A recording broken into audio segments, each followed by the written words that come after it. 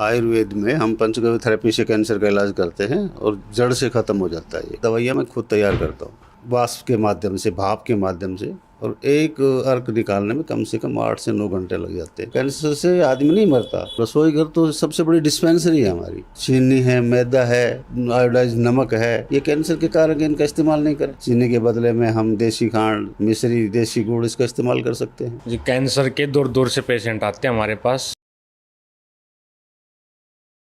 राम जी, मैं खुशबू झलको राजस्थान पर थारो बहुत गुना स्वागत है। आज मैं राजस्थान का बाहर निकल की हरियाणा राज्य के अंदर पहुंची हूं और हरियाणा के अंदर एक ज़िला पड़ा है महेंद्रगढ़, और महेंद्रगढ़ की एक तहसील है अटेली मंडी।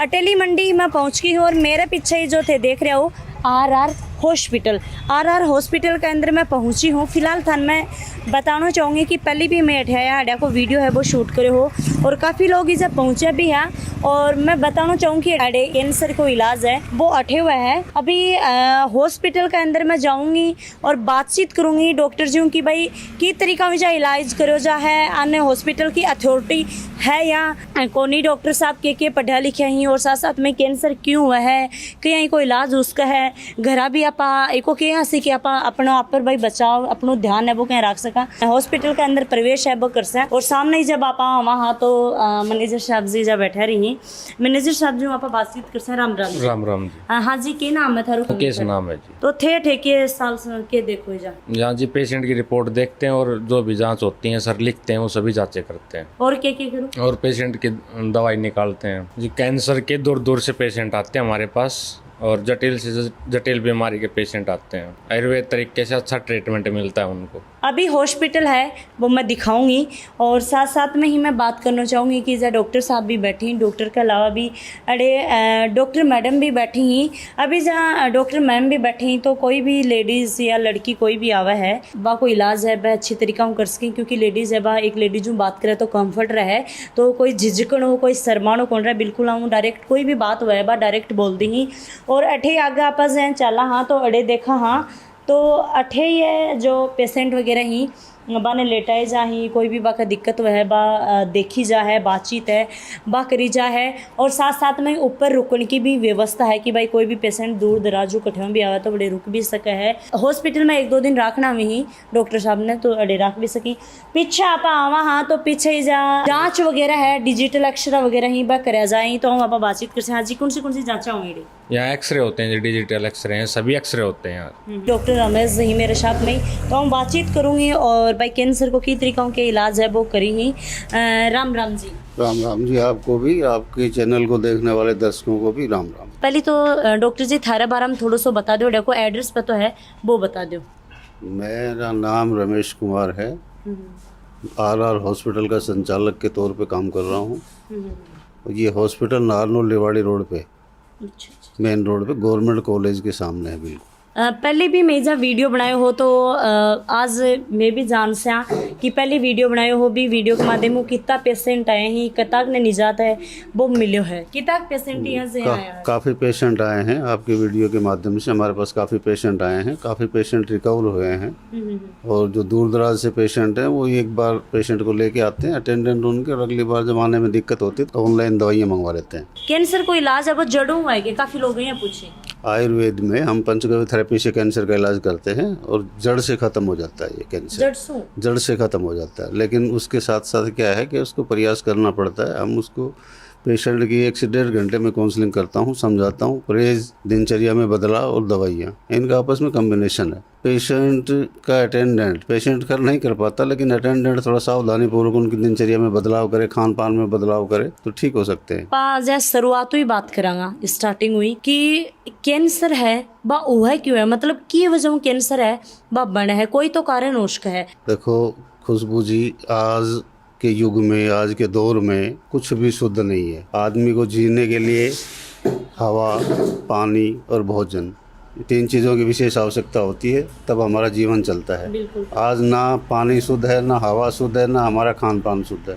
और इन्हीं से ये बीमारियां बढ़ रही हैं। आज आदमी बचे हुए हैं परिवार में, लेकिन ऐसा कोई घर नहीं है जो इस बीमारी से ग्रसित ना हो। तो ये हमारा खान पान जो है उसकी वजह से कैंसर को बढ़ावा मिल रहा है। जैसे आप सुना तो काफी लोग भाई धूम्रपान नशो पतो करी नशा पता हम सब कुछ हजा है तो बाका कैंसर हो जाए। कई लोग ईशा भी ही कि करन लाग रहे ही नशो फिर भी बाका को नहीं। कई लोग यहाँ कहीं बिल्कुल कौन करी जा लेडीज ही कौन सो नशो करी ही जेंट्स ही भी एक चुटकी तकात कौन खावी तो बाका भी हो जाए। पहले था ये धारणा थी कि भाई तंबाकू से कैंसर होता है, नशा पत्ते से कैंसर होता है, लेकिन लेडीज हैं आमतौर पर ब्रेस्ट कैंसर है तो वो क्या नशा थोड़ी करती हैं। बिल्कुल। ये तो सिर्फ खान पान से, वातावरण से, इससे बढ़ रही है ये बीमारी। तो खान पीन को के ध्यान रखना चाहिए, मतलब कि कौन स्वयं को खान पान है कि जो अपने कैंसर बढ़न को ज्यादा हमें जल्दी से जल्दी जो है ना हर चीज़ मिल जानी चाहिए। फास्ट फूड है, आज हर चीज़ में मिलावट है, मसाले क्या, अनाज क्या। पहले गेहूं का स्टोर करते थे, गेहूं हमारी फसल नहीं है तो अंग्रेज लेके आए थे। हमारे तो मोटी फसलें हैं जो है जवार है, बाजरा है, मक्का है, ये है हमारी फसलें। चना है, मूंग है, मोठ है, हमारी फसलें तो ये है। ये खान पान हमने छोड़ दिया, देसी खान पान था। अब जिस दिन से हम गेहूं की बुआई की तैयारी करते हैं उससे 4 दिन पहले उसमें कीटनाशक स्प्रे छिड़का होता है। फिर बार में 6 महीने तक जब तक नहीं पकती तब तक उसमें कीटनाशक डलता है, खाद डलता है। उसके बाद में जब निकालने के बाद भी स्टोर करते हैं, यानी कि उगाने से लेके पेड़ तक जाने तक वो दवाई के प्रभाव में रहता है। आज से 40-50 साल पहले तो कुछ भी नहीं होता था कि थोड़ा सा नीम के पत्ते डाल दिया, टैंक में स्टोर कर दिया, कुछ नहीं लगता था। आज 1 महीने हम सुरक्षित नहीं रख पाते बिना कीटनाशक के। तो ये सबसे जो है ना ये बीमारियां बढ़ी हुई है और इनका इलाज इससे संभव है कि आदमी अपने खान पान में बदलाव करे, थोड़ी दिनचर्या में बदलाव करे तो इनसे निजात पाई जा सकती है। फर्स्ट और सेकंड स्टेज की शुरुआत में अगर पेशेंट को पता लग जाए तो वो अपने रसोई घर के माध्यम से ही अपने आप ही ठीक हो सकता है। कैंसर मौत का पर्याय नहीं है। कैंसर से आदमी नहीं मरता है जैसे किसी ने कह दिया कि सांप काट लिया इसको, वो उसके डर से मर गया, या फिर उसका उस बीमारी का इलाज इतना जटिल है, इतने लंबे मोटे इंजेक्शन, कीमोथेरेपी, रेडियोथेरेपी, उससे पेशेंट जो है ना हताश हो जाता है, वो टूट जाता है। 50% तो वो जब भी सुनता है कि तुझे ये बीमारी हो वैसे ही मर जाता है। इतना बड़ा डर बना रखा है, लेकिन कैंसर से पेशेंट नहीं मरता। थोड़ी सावधानी रखे, दवाइयाँ ले, ठीक हो जाता है। रसोई घर की आप बात करें तो रसोई घर के अंदर आप के सावधानी बरत सका कि बाऊ आप थोड़ा बहुत निजात है वो पास का। रसोई घर तो सबसे बड़ी डिस्पेंसरी है हमारी। शुद्ध मसाले लें, साबुत मसाले लें, घर में पीस के इस्तेमाल करें। रिफाइंड तेल वगैरह का इस्तेमाल ना करें। एल्युमिनियम के बर्तन का इस्तेमाल ना करें। एल्युमिनियम कैंसर का एक सबसे बड़ा कारक है। तो ये छोटी बातें हैं। रिफाइंड तेल है उसका यूज़ ना करें। चीनी है, मैदा है, आयोडाइज नमक है, ये कैंसर के कारक है, इनका इस्तेमाल नहीं करें। सेंधा नमक लें, नमक के बदले में, चीनी के बदले में हम देसी खांड, मिश्री, देसी गुड़ इसका इस्तेमाल कर सकते हैं। और ज़्यादा से ज़्यादा ऑर्गेनिक चीज़ें और मोटा अनाज, तली हुई चीज़ें का बिल्कुल इस्तेमाल ना करें। तो ये ऐसा है ना, अपने दिनचर्या में थोड़ा सा बदलाव करके ना पेशेंट ठीक हो सकता है। कौन सी स्टेज हुई ही एक तो थोड़ा सा यहाँ बता दो बिका साथ में ही बाकी दवाइयाँ ही बाकी तरीका में इसकी ही कुछ दवाइयाँ हैं, 4-5-6 तरह के अर्क हैं, घनबटियाँ हैं। ये दवाइयाँ टाइम टू टाइम परहेज और दिनचर्या के बदलाव के साथ साथ ये दवाइयाँ अगर इनका इस्तेमाल पेशेंट करेगा तो बिल्कुल ठीक हो जाएगा। ये मेरा विश्वास है। और विश्वास मेरा भरोसा इसलिए है कि दवाइयाँ मैं खुद तैयार करता हूँ। 6 महीने से पुरानी कोई औषधि का इस्तेमाल नहीं करते हैं। पंचगव्य थेरेपी से दवाइयाँ बनती हैं। बार मैं वीडियो काफ़ी लोग ही ये सवाल भी उठावे कि भाई थे खुद दवाई बनाओ हो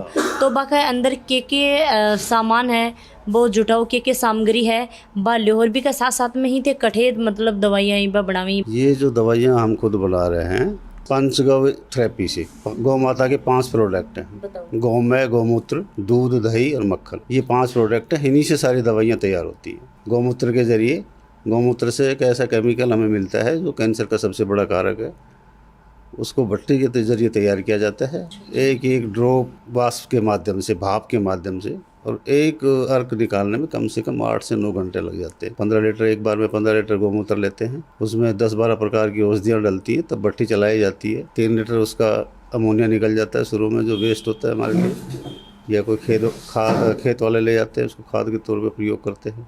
अमोनिया एक खतरनाक जहर भी है जिसका नुकसान भी है, कुछ फ़ायदा है तो नुकसान ज़्यादा है। और 3 लीटर क्षार पीछे बचाना पड़ता है। 3-4 लीटर जल भी जाता है गौमूत्र, तो बामुश्किल 5 या 5.5 लीटर अर्क, शुद्ध अर्क तैयार होता है।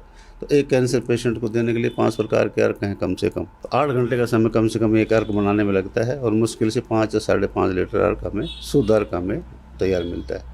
उसके नियम बड़े हैं। कुछ पेशेंट मेरे पास आते हैं, वो कहते हैं कि भाई मैं तो लगातार गौमूत्र का सेवन कर रहा हूँ, फिर भी मेरे को कोई फ़र्क नहीं पड़ा। तो ऐसा कुछ नहीं है। ये जो है गौमूत्र हमें कलेक्ट करने के लिए सिर्फ देसी गाय को चुनना होगा, जिसको पीठ पे कुबड़ होता है। सूर्य की नाड़ी होती है उस कुबड़ में, और वो जब रेडिएशन में के संपर्क में आती है, सूर्य की रेडिएशन के संपर्क में आती है, तो उसमें जो केमिकल हमें गौमूत्र के जरिए मिलता है, कर्क्यूमिन बोलते हैं उसको।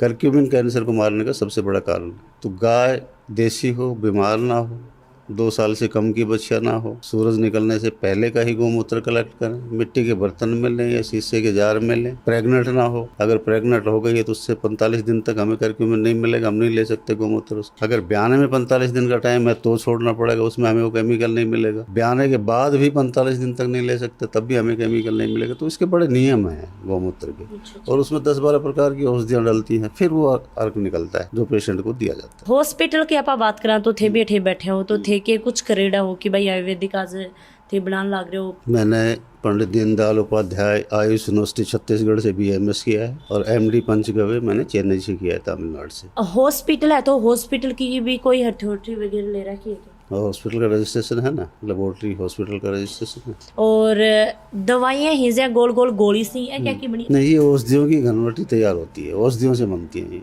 नहीं, योगा को कितनों फर्क पड़ा है? योगा का महत्व है। पेशेंट को कम से कम आधे घंटे प्राणायाम करने चाहिए, आधे घंटे अनुलोम विलोम, कपालभाति, भस्त्रिका, और सुबह शाम को खाना खाने के बाद कम से 1800 कदम कम से कम टहलना चाहिए। खाना खाते ही चरपाई ना पकड़े। सूरज छिपने से पहले पेशेंट भोजन कर ले। सुबह का भोजन सूर्य उदय होने के 1 घंटे बाद तक कर ले, क्योंकि उस टाइम तक जो है ना पेशेंट का भोजन आराम से पच जाता है। जठराग्नि है वो अपनी तीव्र गति पे होती है जब वो सूर्य की रेडिएशन में आती है, तो उस टाइम खाना पच जाता है आराम से। शाम का खाना भी इसके विपरीत है बिल्कुल। जब शाम को सूर्य अस्त होता है उससे पहले हम खा लेंगे तो वो पच जाएगा बड़े आराम से। उसके बाद का खाना खाया हुआ पेशेंट का नहीं पचेगा। जब खाना पचेगा नहीं तो वो गलेगा तो बीमारी को बढ़ाएगा। तो ये छोटी छोटी बातें तो विशेष ध्यान देने के लिए है, और फिर पेशेंट के लिए बहुत लाभकारी। और लास्ट में जब आप बात करा तो कैंसर के अलावा के इलाज थे जय कर सको उठे? इलाज तो मेरा मोस्टली फोकस तो है कैंसर। बाकी जितने भी जटिल बीमारियां हैं ना, सबका इलाज होता है। सबका इलाज होता है। इनफर्टिलिटी है, पीलिया है, शुगर है, सबका इलाज होता है। आयुर्वेद में हर इलाज संभव है। डॉक्टर जी आप बातचीत है बा करी है, और दवाइयाँ थे जहाँ देख रहे हो ये दवाइयाँ जहाँ पूरी की पूरी पड़ी ही, चूरन वगैरह भी है, कुछ गोलियां भी हैं, लिक्विड भी है। और इसके साथ साथ में ही मैं बताना चाहूँ कि नंबर एड्रेस पता है वो पूरा डिस्क्रिप्शन में थाने मिल जाओगे। काफ़ी पेशेंट आए भी ठीक भी हुई। और जैसे कि आप बताऊँ तो ज़्यादा से ज़्यादा खुद के ऊपर थोड़ा कंट्रोल करने की कोशिश है वह करनी चाहिए। वीडियो है बहुत ज़्यादा से ज़्यादा शेयर कर दियो, कमेंट करके मन ज़रूर बता दियो, और चैनल पर यहीं बने रहो। जय हिंद, जय राजस्थान।